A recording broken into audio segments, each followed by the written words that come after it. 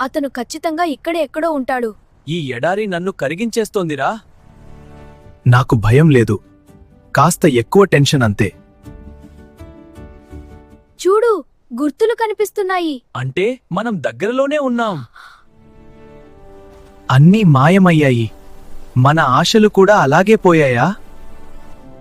మనమిద్దరం కలిసుంటే ఏదైనా సాధ్యమే. మన ప్రయాణం ఇంకా ముగియలేదు. అడ్వెంచర్ మళ్ళీ మొదలైంది. అది చూశావా? చూశా, అదే మన ఫ్రెండ్ గుర్తు. మేము వచ్చాం, మిమ్మల్ని వదిలిపెట్టాం కదా. నిన్ను కోల్పోతామేమోని భయపడ్డాను.